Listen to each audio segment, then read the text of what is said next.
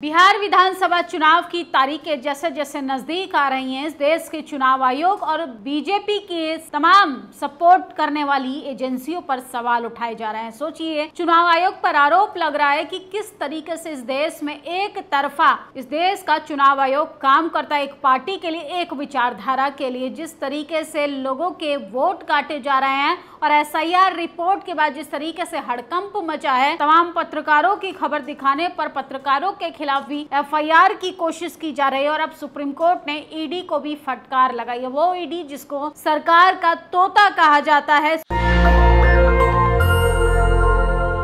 सोचिए, ईडी का डर बिठाकर विपक्षी नेताओं के यहाँ भेजकर किस तरीके से राजनीति करने पर उतर आई है बीजेपी की तमाम विपक्षी नेताओं के यहाँ ईडी का छापा मरवाओ और चुनाव जीतने का काम करो। सुप्रीम कोर्ट ने ईडी को लगाई फटकार, चुनावी मैदानों में राजनीति लड़ाई लड़ी जाए, आपका इस्तेमाल क्यों किया जा रहा है। दरअसल मुख्य न्यायाधीश BR गवई की अध्यक्षता वाली पीठ कर्नाटक में मुख्यमंत्री की पत्नी BM पार्वती के खिलाफ मुंडा मामले में जारी सम्मन को रद्द करने के कर्नाटक उच्च न्यायालय के आदेश के खिलाफ ईडी की अपील पर सुनवाई कर रही थी। कोर्ट ने ईडी की याचिका को जिस तरीके से फटकार लगाते हुए उसको सुनाया, ये बेहद चिंता का विषय। सोचिए, कैसे एजेंसियों का दुरुपयोग कर भाजपा सरकार सत्ता पर काबिज होती है। यहाँ तक कि यहाँ तो MLA विधायक भी खरीदने का काम किया जाता है। सारी हदें पार कर दी। सुप्रीम कोर्ट ने ईडी को लगाई फटकार, जारी किया नोटिस। सोचिए किस तरीके से अब सुप्रीम कोर्ट को भी राजनीतिक क्षेत्र में हाथ डालना पड़ रहा है, क्योंकि सरकार जो है वो एजेंसियों का दुरुपयोग कर रही है। किस तरीके से लगातार जो है ईडी और CBI, यहाँ तक कि अब तो चुनाव आयोग पर भी सवाल उठाए जाते हैं कि चुनाव आयोग किस तरीके से इस देश में चुनाव करवाने की घोषणा करता है और कैसे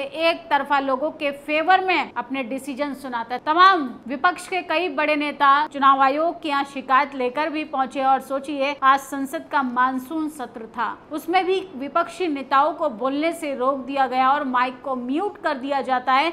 ये जग जाहिर है कि भाजपा सरकार में मौजूदा तमाम लोग वो सवालों से कतराते हैं। CJI BR गवई और जस्टिस AG मसीह की पीठ ने ईडी की कार्रवाई पर गहरी चिंता व्यक्त कर 3 बार दोहराया कि एजेंसियां अपनी सीमाएं लांघ रही हैं। सरकारी शराब विक्रेता पे ईडी की छापेमारी के बाद कार्रवाई पर रोक लगाने के से पहले सुप्रीम कोर्ट ने ईडी अपनी सारी सीमाएं लांघ रही है। टाइम्स ऑफ इंडिया के मुताबिक माने तो विधि अधिकारी के आदेश का विरोध करते हुए ये मामला 1000 करोड़ रुपए से अधिक के भ्रष्टाचार से जुड़ा है। ईडी कम से कम इस मामले की सीमाएं पार नहीं करा। पीठ ने वरिष्ठ अभिवक्ता कपिल सिब्बल और अमिता नंद तिवारी की दलीलों पर गौर किया और राज्य के स्वयं 2014 से शराब की दुकानों के लाइसेंस आवंटन से संबंधित मामलों में 40 से अधिक FIR की और अब ईडी ने भी इसमें हस्तक्षेप करते हुए छापी मारी। और सोचिए, सुप्रीम कोर्ट ने लगातार लोकतंत्र को बचाने के लिए एक अहम पहल जो किया है, वो वाकई में काबिल तारीफ है कि एजेंसियों को राजनीति में हाथ नहीं आजमाना चाहिए और ना ही सरकार के फेवर में इस तरीके की घटनाओं को अंजाम देना चाहिए। राजनीति है, तर्क वितर्क, आरोप प्रत्यारोप, यहाँ तक कि सवालों के जवाब देकर भी चुनाव जीता जा सकता है। लेकिन सोचिए किस तरीके से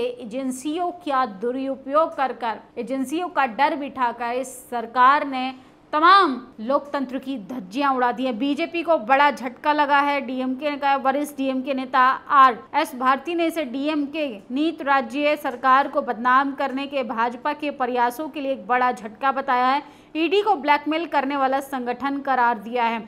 भारती ने कहा कि तमिलनाडु में MK स्टालिन के नेतृत्व वाली DMK सरकार, जिन्होंने 2021 में सत्ता संभाली, तब से लोकप्रियता हासिल कर रही, तब मुख्यमंत्री का कद बढ़ रहा था। इसे और 2021 के बाद DMK गठबंधन की चुनाव जीत को पाने में असमर्थ ईडी का इस्तेमाल कर DMK पार्टी को भी बदनाम किया। भाजपा नेता हर तरह से आरोप लगाते रहे। जिस तरीके से तमाम विपक्षी नेताओं के यहाँ ईडी की रेड पड़ रही है, इससे भाजपा की जो मानसिकता है, इससे ईडी की जो मानसिकता है, वो जग जाहिर है कि ईडी इस देश में एक विशेष सरकार का तोता के रूप में काम करती है, एक विशेष लोगों के लिए काम करती है। सोचिए, अगर विपक्ष के नेता बहुजन समाज से आते हैं या जो सरकार के खिलाफ बोलते हैं, जो सरकार से सवाल पूछते हैं, चाहे उसमें कुछ भी हो, अब तो पत्रकारों को भी इस घेरे में लिया जाता है। पत्रकारों के यहाँ भी जांच के लिए नोटिस, अरेस्ट वारंट जारी होते हैं। और किस तरीके से सरकार को इतना डर लगता है अपनी नाकामियों को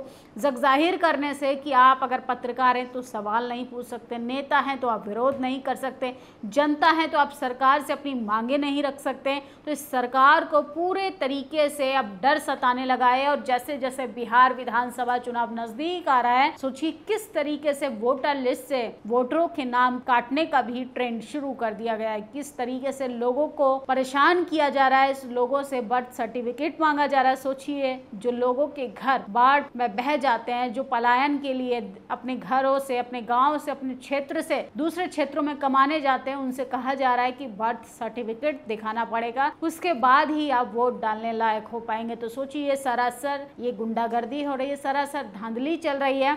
और इस पे तमाम पत्रकार जो खबरें दिखा रहे हैं उन पर खिलाफ भी FIR कराने की धमकियां दी जा रही हैं, खबरें आ रही हैं। और आप सरकार से किसी भी रूप में अगर सवाल करते हैं तो सोचिए ED का सहारा लेकर आपको डराने की कोशिश की जाएगी। अगर हम खबर बता रहे हैं तो हमारे यहाँ ED आएगी, आप खबर सुन भी रहे हैं वो भी सरकार की नाकामियों के खिलाफ, तो आपके यहाँ भी ED आ सकती है। सोचिए तमाम एजेंसियों का जो विश्वास था जनता का, असल में वो सिर्फ खोखला साबित हुआ। चुनाव आयोग जिस तरीके से सवालों के घेरे में, जनता प्रतिपक्ष नेताओं से लेकर तमाम विपक्षी नेता सिर्फ एक ही सवाल पूछ रहे हैं, आखिर इस देश में चुनाव आयोग है तो सिर्फ किसके लिए? क्योंकि जनता की नहीं सुन रही, विपक्षी नेताओं की नहीं सुन रही, वोटर लिस्ट से वोटरों के नाम काटे जा रहे हैं, ED का सहारा लेके विपक्षी नेताओं की यहाँ रेड मारी जा रही है। क्या यही भाजपा का विकास है? आपकी क्या प्रतिक्रिया है? कमेंट बॉक्स में जरूर बताइएगा। शुक्रिया।